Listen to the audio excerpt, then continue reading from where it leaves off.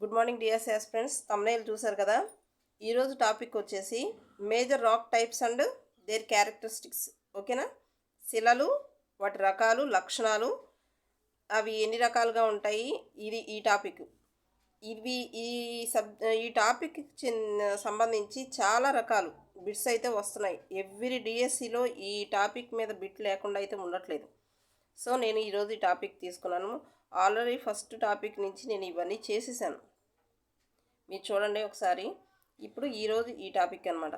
ఇంకే ఇదేమో మన ఏపీ బుక్, ఏపీ రిలీజ్ చేసిన బుక్. ఇది ఓల్డ్ టెక్స్ట్ బుక్. అంటే వాళ్ళు చెప్పడం ఏంటంటే 2012 నుంచి సిలబస్ అయితే మారలేదు మేడం, కాబట్టి మీకు ఇవే బుక్స్ ఉన్నాయి, ఇంకా బుక్స్ లేవు, ఇదే అన్నారు. నెక్స్ట్ ఇది ఏపీ నుంచి ఈ బుక్ అయితే. ఇంకొకటి వచ్చేసి ఇది తెలంగాణ. ఇది న్యూ బుక్, చక్కగా 2024 ఎడిషన్ అనమాట.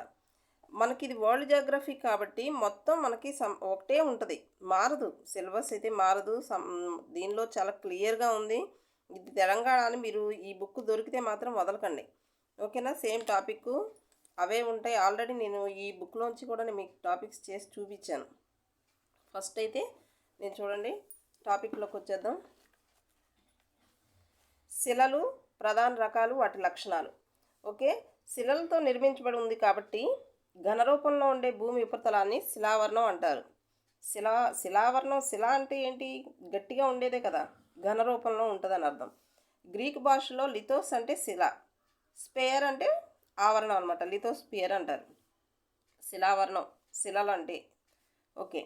శిలలు ఒకటి కానీ అంతకంటే ఎక్కువ కానీ ఖనిజాలతో ఉంటాయి. శిలలు నిర్మించే రేణువులు గ్రానైట్ పలకలో మాదిరిగా దగ్గరగా కానీ, చాలా దట్టంగా కానీ, లేక ఇసుక మాదిరి. ఇదొక రకం, ఇదొక రకం. విడివిడిగా ఉంటే ఇసుక మాదిరి, గట్టిగా దట్టంగా ఉంటే మాత్రం గ్రానైట్ పలకతో ఉంటుంది. నెక్స్ట్ చూడండి, నేను ఇంపార్టెంట్ అండర్లైన్ చేశాను, మీరు కూడా రాయడానికి ట్రై చేయండి. ఎందుకంటే చిన్న బిట్స్ లాగా రాసుకోండి. శిలలు బంగారం, వెండి వంటి విలువైన ఖనిజాలను కలిగి ఉంటే మరికొన్ని శిలలు అత్యంత కాఠిన్యతతో ఉంటాయి. గ్రానైట్, బసాల్ట్ వంటి కఠిన శిలలను నిర్మాణ రంగంలో వినియోగిస్తారు. జిప్సం, బంకమట్టి, సుద్ద వంటి శిలలు మృదువుగా ఉంటాయి. 2 టైప్స్ చెప్తున్నాడు ఇక్కడ. గ్రానైట్, బసాల్ట్ కఠిన శిలలను నిర్మాణ రంగంలో ఉపయోగిస్తారు. జిప్సం, బంకమట్టి వీటినేమో ఈ సుద్ద వంటి శిలలు మృదువుగా ఉంటాయి. శిలల్ని వాటి లక్షణాలను బట్టి, భౌతిక లక్షణాలను బట్టి 3 రకాలుగా వర్గీకరించారు. అవేంటో చూద్దాం. అగ్నిశిలలు, అవక్షేప శిలలు, రూపాంతర శిలలు. అగ్నిశిలలు, అవక్షేప వీటినే స్థరిత అంటారు, స్థరిత శిలలు అంటారు. రూపాంతర శిలలు అంటే మెటామార్ఫిక్ రాక్స్.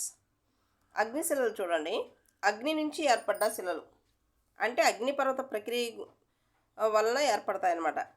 శిలాద్రవం ఘనీభవించగా ఏర్పడే శిలలను అగ్నిశిలలు అంటారు. ఓకే. ఇవి భూమి ఉపరితలంపై ఏర్పడ్డ అతి ప్రాచీన శిలలు. చాలా ఇంపార్టెంట్ అండర్లైన్ చేశాను, మీరు కూడా. ఇప్పుడు సపోజ్ అగ్నిశిలలో అన్నారు అనుకోండి, అతి ప్రాచీన శిలలు, వీటిని ప్రథమ శిలలు అంటారు, ప్రైమరీ రాక్స్ అంటారు అని రాసుకున్నారు అనుకోండి, మీకు మైండ్లో ఉండిపోతాయి. నెక్స్ట్, అగ్నిశిలలు 2 రకాలు. అవేంటంటే అంతర్గమ శిలలు, ఉద్గమ శిలలు. అంతర్గమ, బహిర్గత అని కూడా అనొచ్చు. అంతర్గమ అంటే ఏంటి? లోపల. అంతర్గతం అంటే లోపల కదా, అలాగే అంతర్గమ శిలలు అంటే లోపల అనమాట. అంటే అగ్నిపర్వతం బద్దలయ్యేటప్పుడు పైకి వచ్చిన శిలాద్రవాన్ని లావా అంటారు, అది తెలిసిందే. లోపల ఈ మార్గం పక్కకి అంటే ఈ మాగ్మా అనమాట. ఈ ఏర్పడ్డ శిలలు అంతర్గమ శిలలు అంటారు. ఇవి ఖనిజాలతో నిండిన మాగ్మా ఎసైనో ఆవరణం నుండి భూమి ఉపరితలం వైపుకి ప్రవహించే మార్గానికి ఆటంకం ఏర్పడినప్పుడు మార్గ మధ్యలోనే ఘనీభవిస్తుంది. అనమాట. ఇక్కడ చూడండి, అంతర్గమ శిలలు అంటారు. ఇవి ముతక వైనంతో ఉంటాయి. నెక్స్ట్, ఇవి పరిస్థితుల ఆధారంగా లక్షణాల ఆధారంగా కాక పరిస్థితుల ఆధారంగా 2 రకాలుగా వర్గీకరించారు. అవేంటి? పాతాళ, ఉపపాతాళ. గ్రీక్ భాషలో పాతాళ అంటే ప్లూటోనిక్ శిలలు అంటారు. ప్లూటో అంటే పాతాళ లోకపు ప్రభువు అని అర్థం. చూడండి, పాతాళ అంటేనే అర్థమవుతుంది, చాలా ఎక్కువ లోతులో ఉంటాయి. ఎక్కువ లోతులో ఉన్నప్పుడు ఉష్ణోగ్రత పీడనాలు ఎలా ఉంటాయి? ఎక్కువగా ఉంటాయి. కాబట్టి అక్కడ శిలాద్రవం ఘనీభవించడానికి ఎక్కువ సమయం పడుతుంది. అందువల్ల అక్కడ ఏర్పడ్డ శిలలు పెద్ద పెద్ద స్ఫటికాలతో ఉంటాయి. శిలలను పాతాళ శిలలు అంటారు. ఉదాహరణ గ్రానైట్. చాలా ఇంపార్టెంట్. ఈ ఉదాహరణనే ఎక్కువ అడుగుతారు. గ్రానైట్ అనేది ఏ రకపు శిల? ఏ రకపు శిల అంటే అగ్నిశిలల్లో అడగవచ్చు, అవక్షేప అనొచ్చు, రూపాంతర అనొచ్చు, లేకపోతే పాతాళ శిల అనొచ్చు, ఉప పాతాళ అని కూడా అడగవచ్చు అనమాట గ్రానైట్. ఇంకా ఉప పాతాళ శిలలు అంటే ఉష్ణోగ్రత పీడనం తక్కువగా ఉంటుంది. మాగ్మా ఘనీభవించగా ఏర్పడే అగ్నిశిలను ఉప పాతాళ శిలలు అంటారు. అంటే ఇదేంటి? ఇక్కడ చూడండి, ఇది భూమి ఉపరితలం ఇక్కడ ఉంటుంది కదా, ఇక్కడ ఏర్పడేది అనమాట. తక్కువ లోతులో ఏర్పడటం మూలంగా వాటికి పేరు వచ్చింది. ఓకే, ఉష్ణోగ్రత పీడనాలు తక్కువ అని చెప్పుకున్నాం కదా.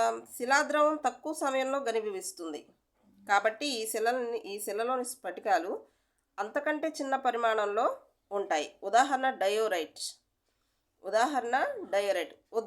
ఉద్గత శిలల్ని బహిర్గత శిలలు అని కూడా అంటారు.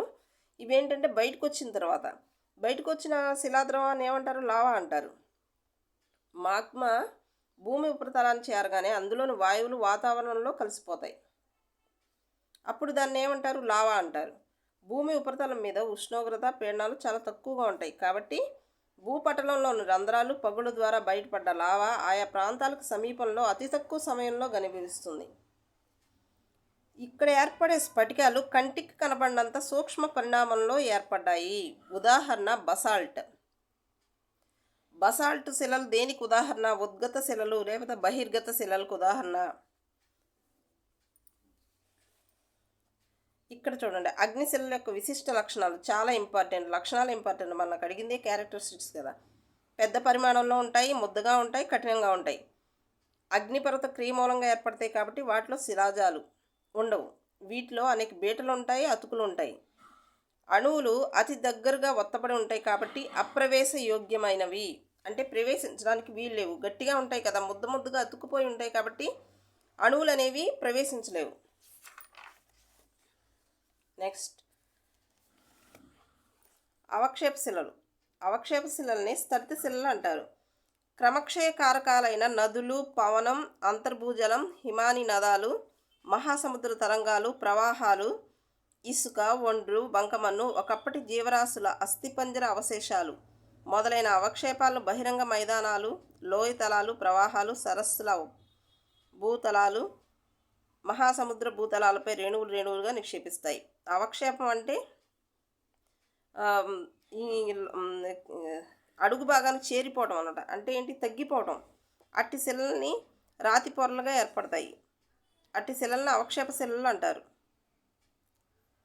స్తరం అంటే పొర, స్థలిత అంటే పొరలు కరిగిన. భూమి ఉపరితలంపై మనకు కనబడే శిలల్లో 75% ఈ శిలలు ఈ కోవకు చెందినవి. నెక్స్ట్ చూడండి, అంటే 75% ఈ కోవకు చెందినవి. శిలల్ని 3 రకాలుగా వర్గీకరిస్తారు. శకలమయ అవక్షేప శిలలు, నెక్స్ట్ జీవ సంబంధ లేదా కార్బానిక్ అవక్షేప శిలలు, రసాయనిక అవక్షేప శిలలు. శకలమయం అంటే ఏంటి? గోళ శిలలు, అల్ప శిలాఖండాలు, గులకరాళ్ళు, గ్రావెల్, ఇసుక, ఒండ్రు, బంకమట్టి వీటిని అంటారు. మృతికా సంబంధం అంటే ఒండ్రు, బంకమట్టి ఇలాంటి బంకమట్టి అణువులతో ఏర్పడినవి. వాలుకామయ అంటే మృతికా సంబంధం అంటే చెప్పుకున్నాం. వాలుకామయ అంటే శిలలు ఇసుక రేణువులతో ఏర్పడతాయి. కంగ్లామరేట్ అతకబడ్డ రాతి ముక్కలతో ఏర్పడతాయి. అంతవరకు చూసుకోండి చాలు. ఇవి ఏంటంటే దేనికి సంబంధించిందంటే శకలమయ అవక్షేప శిలలు. నెక్స్ట్ ఇక్కడ చూడండి, జీవ సంబంధం అంటే కార్బానిక్ అవక్షేప శిలలు ఒకప్పటి జీవరాశుల అస్థిపంజర అవశేషాలతో ఏర్పడతాయి. చూడండి, బిత్తి, సున్నప్రాయి, ప్రవాళ విసర్జనలు, శరీర అవశేషాలు అనమాట. గొల్ల, సున్నప్రాయి, కర్పరాలు, ప్రవాళాలు. ఇది ఒకసారి మీరు స్క్రీన్ షాట్ తీసుకుంటారో ఏదైనా రాసుకోండి. కాక్విన, కర్పరాల ముక్కలు, శుద్ధ సూక్ష్మజీవులు. ఈ బొగ్గు, ఇప్పుడు ఏర్పడే బొగ్గు ఏంటి? కొన్ని వందల సంవత్సరాల క్రితం వృక్షాలు అవన్నీ లోపల ఉండిపోయి ఏర్పడినాయి అనమాట. వృక్ష సంబంధ పదార్థాల వారిగా బొగ్గుగా మారి దశలుగా రూపొందుతాయి. వీటిలో ఏంటి? కర్దమ, పీట్, బొగ్గు. నెక్స్ట్ రసాయన అవక్షేప శిలలు. రసాయన అవక్షేప శిలలు భూమిపై భాగంలో శిలల పొరల్లోని రసాయనాల అవపాతం చెందటం మూలంగా కానీ నీటిలో ద్రావణ రూపంలో తేలియాడే రసాయనాలు అవక్షేపం చెందటం వల్ల కానీ ఏర్పడతాయి. చూడండి, సోడియం క్లోరైడ్, దీన్ని మనం నిత్యం ఉపయోగించి ఉప్పు అంటారు కదా. కాల్షియం సల్ఫేట్ ద్రావణం ఆవిరైనందువల్ల జిప్సం తయారవుతుంది. పరిశోషణం వల్ల ఏర్పడే పదార్థాలు కాబట్టి వీటిని పరిశోషితాలు అంటారు. వీటిని రసాయన అవక్షేప శిలని. నెక్స్ట్ కాల్షియం కార్బన్ డైఆక్సైడ్ వర్షపు నీటితో తడిసినప్పుడు కాలసైట్ శిల ఏర్పడుతుంది. ఒకసారి చూడండి, ఇది అంత అవసరం లేదు. నెక్స్ట్ లక్షణాలు చూడండి. ఈ శిలలు పొరలు పొరలుగా ఏర్పడతాయి. వీటిని స్తరాలు లేదా సస్తరాలు అంటారు. స్తరిత శిలలు అంటారు. పొరల్ని స్తరాలు సస్తరాలు అంటారు. కొన్ని అవక్షేప శిలల సస్తరాల మీద తరంగపు గుర్తులు, పాద గుర్తులు ఏర్పడతాయి. అక్కడక్కడ జియోడ్లు, శిలాజాలు లభిస్తాయి. ఈ శిలలు అగ్ని శిలలు మరియు రూపాంతర శిలలు అంత కఠినంగా ఉండవు. నెక్స్ట్ ఇక్కడ రూపాంతర శిలలు రూపం మారుతూ ఉంటాయి కాబట్టి రూపాంతర శిలలు అంటారు. అగ్ని శిలలు కానీ అవక్షేప శిలలు కానీ భూమి ఉపరితలం నుంచి లోతుగా కూరుకుని పోయి అక్కడ అధిక పీడనానికి గురి కావటం వల్ల లేదా వాటి సమీపంలో పెద్ద మొత్తంలో మాగ్మా పోగే ఉన్నట్లయితే దాని ప్రభావంతో అధిక ఉష్ణోగ్రతలు, అధిక పీడనాల ప్రభావంతో ఆ శిలల్లో సంభవించే మార్పుల మూలంగా అవి రూప విక్రియ పొందుతాయి. దీని మూలంగా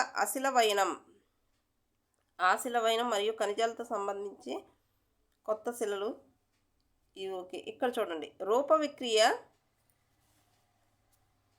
అత్యధిక పీడనం మూలంగా సంభవించినట్లే దాన్ని ఘోర విచిత్ రూపాంతర ప్రాప్తి.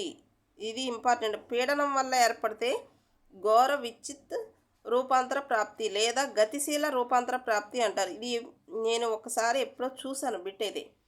వేడి వల్ల ఏర్పడితే మాత్రం తాప్తి రూపాంతర ప్రాప్తి లేదా స్పర్శ రూపాంతర ప్రాప్తి అంటారు.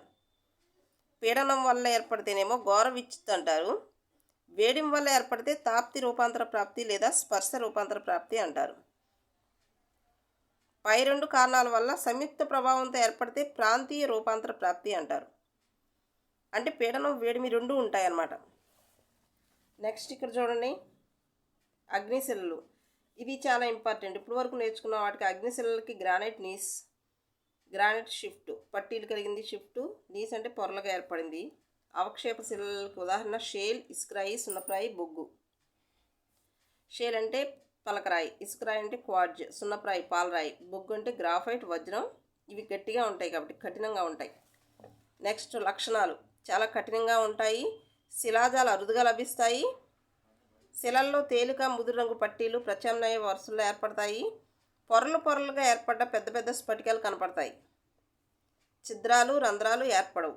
అందువల్ల ఇవి అప్రవేశ యోగ్య శిలలు. అయితే వీటిలో కొన్ని చోట్ల విదళనాలు, పొడవైన చీలికలు ఉంటాయి. వీటిలో మాత్రం భూజలం లభించవచ్చు. మీకు ఈ పదాలు కొత్తగా ఉండవచ్చు కాబట్టి మీరు 1-2 సార్లు చదువుకున్నారనుకోండి, మీకు వివరంగా వస్తుంది. ఓకే, నెక్స్ట్ ఇప్పుడు తెలంగాణ బుక్ చూద్దాం.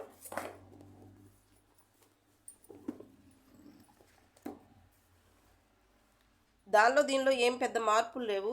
ఒకసారి చూడండి. శిలల లక్షణాలు. రాక్స్ సహజ సిద్ధంగా ఏర్పడ్డ పదార్థం. ఘన పదార్థం లేదా ఖనిజాలు కలిగి ఏర్పడిందే శిల. భూమి బయట పొరలోనే శిలావరణం అనే శిలలతో నిర్మితమైంది. ఆధార శిల లేదా సస్తర శిల బెడ్రాక్ అంటారు. శైథిల్యం చెందిన శిలల ముక్కలతో ఏర్పడింది. దీన్నే రెగోలిత్ అంటారు. ఇక్కడ చూడండి, శిలలు అనేక ఖనిజాల సముదాయంతో ఏర్పడింది. మనం చెప్పుకున్నాం కదా, వీటి అధ్యయన శాస్త్రాన్ని శిలాశాస్త్రం అంటారు, పెట్రాలజీ అంటారు. ఇది ఒకటి కొత్త బిట్ చూసుకోండి. శిలల వర్గీకరణ అంటే రకాలు. కొన్ని మనం చెప్పుకున్నాం కదా, గ్రానైట్ శిలలు, ఇసుక శిలలు అని చెప్పుకున్నాం కదా, సేమ్ అంతే. 3 విధాలుగా వర్గీకరిస్తారు: అగ్నిశిలలు, అవక్షేప శిలలు, రూపాంతర శిలలు. అగ్నిశిలలు అంటే ఇక్కడ చూడండి, శిలాద్రవం బయటకు వచ్చి చల్లబడి ఘనీభవించడం ద్వారా ఏర్పడింది. ముందు హైలైట్ చేశాను కానీ కలర్ అంత చాలా ఎక్కువగా ఉన్నట్టుంది కాబట్టి ఆపేసాను. బసాల్ట్ అధిక పీడనం వద్ద ఏర్పడతాయి. కొద్దిపాటి పగుళ్ళు ఏర్పడితే ఆ పగుళ్ళు గుండా మాగ్మా బయటకు వస్తుంది. ఇది ఉపరితలం చేరి లావాగా మారుతుంది. సేమ్ అదే అగ్నిశిలల లక్షణాలు. ఇవి అగ్నిపర్వతాల మూలంగా ఏర్పడటం వల్ల లావా చల్లారే విధానం పైన ఆధారపడి ఉంటుంది. వేగంగా చల్లారితే స్ఫటికాలు ఉండవు.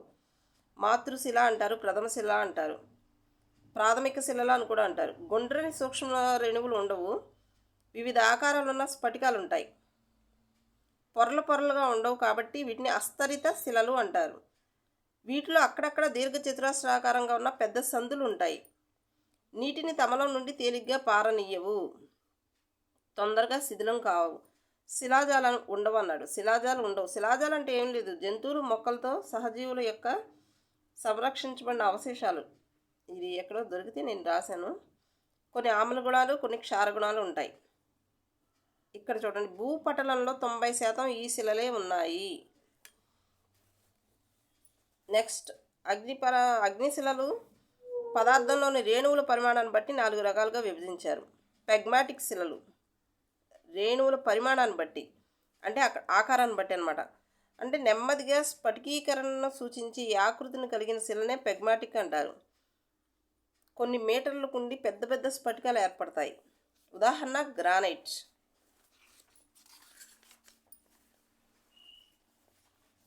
నెక్స్ట్ చూడండి, ఫానెటిక్ అగ్నిశిలలు కంటికి కనిపించేంత రేణువుల పరిమాణం ఉంటుంది. అఫానిటిక్ అగ్నిశిలలు ఇందులో గల రేణువుల పరిమాణం కంటికి కనిపించేంతగా ఉండవు. ఫార్ఫింటిక్ అగ్నిశిలలు చిన్నగా పెద్దవిగా కలిసి ఉంటాయి. చూడండి, ప్రదేశాన్ని బట్టి 2 రకాలుగా బాహ్య అగ్నిశిలలు, అంతర్గత అగ్నిశిలలు. నెక్స్ట్ అవక్షేప శిలలు. అవక్షేప శిలలు అంటే ఏంటి? అడుగుకు కిందికి దిగిపోవడం అంటారు కదా, అవక్షేప శిలలు అంటారు. భూమి మీద భూ అంతర్భాగంలో ఏర్పడ్డ అగ్నిశిలలు రూపాంతర శిలలు. కొంతకాలం తర్వాత వాతావరణ ప్రభావం అంటే గాలి, నీరు, హిమానీ నదాలు వీటి క్రమక్షయం వల్ల ఏర్పడతాయి. నెక్స్ట్ దీన్నే అవక్షేపం అంటారు. అంటే శిథిలమైపోయి చిన్న చిన్న రేణువులుగా మారతాయి కాబట్టి వీటిని అవక్షేపం అంటారు. ఈ అవక్షేపం ఉష్ణోగ్రత, పీడనం మొదలైన వాటి ప్రభావం వల్ల భౌతిక రసాయన మార్పులు జరిగి సిమెంట్ చేసినట్లయితే గట్టిపడి స్థరిత రూపం దాల్చడం వల్ల అవక్షేప శిలలు ఏర్పడతాయి. అవక్షేపం సిమెంట్ చేసినట్లుగా తయారై గట్టిపడి అవక్షేప శిలగా మారే ప్రక్రియను లిథిఫికేషన్ అంటారు. చూడండి, 5 ముఖ్య కారణాలు చెప్తున్నారు. ముఖ్యమైన ప్రక్రియ: శిలా శైథిల్యం, క్రమక్షయం, రవాణా, నిక్షేపణ, స్థరిత రూపం. మనకి లక్షణాలు ఇంపార్టెంట్. ఆల్రెడీ మనం చెప్పుకున్నాం. చూడండి, అవక్షేప శిలలను ద్వితీయ శిలలు అంటారు. అంటే పొరల పొరలుగా ఏర్పడతాయి కాబట్టి స్థరిత శిలలు అంటారు. కింది పొరల కంటే పైనున్న పొరలు నవీనమైనవి, ఎందుకంటే ఎప్పటికప్పుడు మారుతూ ఉంటాయి కాబట్టి పైన పొరలేమో నవీనమైనవి, కింది పొరలు పాతవి అనమాట. ముడతలు ఒక క్రమ పద్ధతిలో ఉండవు, కాఠిన్యత తక్కువ, తమలో నుంచి నీటిని పారనిస్తాయి అన్నమాట. ఇప్పుడు మనకి వైజాగ్లో కానీ పక్కనున్న రాళ్ళు చూసారా, గుండ్రంగా ఉంటాయి. అంటే అవక్షేపానికి గురైపోయి శైథిల్యం చెంది శిలా శైథిల్యం చెందటం అంటారు. పొరల పొరలుగా. ఇక్కడ చూడండి, ఊరికి చిన్న రఫ్ వేసాను. అవక్షేప శిలల వర్గీకరణ ఇక్కడ చూడండి. 2 తరగతులుగా వర్గీకరించవచ్చు: ప్రక్రియ ఆధారంగా, ఏజెంట్ ఆధారంగా. ఒకసారి నేను హైలైట్ చేస్తాను. రూపాంతర శిలలు గ్రీక్ వాడు పాత రూపం పోవడం అనమాట. రూపాంతరం చెందటం అంటే కొత్త రూపం రావడం. పాత రూపం పోయి కొత్త రూపం కలగటం, అదే చెప్తున్నాం కదా. అవక్షేప శిలలు రూపాంతరం చెందటాన్ని పారామెటామార్ఫిజం అంటారు. అగ్నిశిలలు రూపాంతరం చెందటాన్ని ఆర్థోమెటామార్ఫిజం అంటారు. ఇది చూడండి, లక్షణాలు ఇంపార్టెంట్ మనకి. రకాలు ఒకసారి మీరు నోట్ చేసుకుంటాను, ట్రై చేయండి. ఉష్ణోగ్రత రూపాంతర శిలలు, చలన రూపాంతర శిలలు ఇంతవరకు అడగట్లేదు కాబట్టి మనం లక్షణాలు చదువుకుందాం. అక్కడక్కడ కొన్ని అగ్నిశిలల లక్షణాలు, కొన్ని అవక్షేప శిలల లక్షణాలు ఉంటాయి. నెక్స్ట్ స్టెరోలైట్ అండాలు, సైట్, సిల్లిమినైట్, కైలైట్ మొదలైన ఖనిజాలు ప్రముఖంగా కనిపిస్తాయి.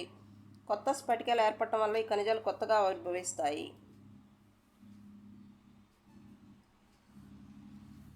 టోటల్ ఇదే. ఇక్కడ చూడండి, ఇది చాలా ఇంపార్టెంట్. ఇదైతే మీరు నోట్ చేసుకోండి. నోట్ చేసుకుంటారో లేదో స్క్రీన్ షాట్ అన్నా తీసుకోండి ఫ్రెండ్స్. ఒక లైక్ చేయండి, లైక్ చేసి షేర్ చేయండి. టాపిక్ అయితే కొంచెం పెద్దదే కానీ ఇంపార్టెంట్ కాబట్టి మీకు షేర్ చేస్తున్నాను. మీరు కూడా కొంతమందికి షేర్ చేయండి. లైక్ చేయండి, షేర్ చేయండి అండ్ సబ్స్క్రైబ్ చేసుకోండి. Thank you.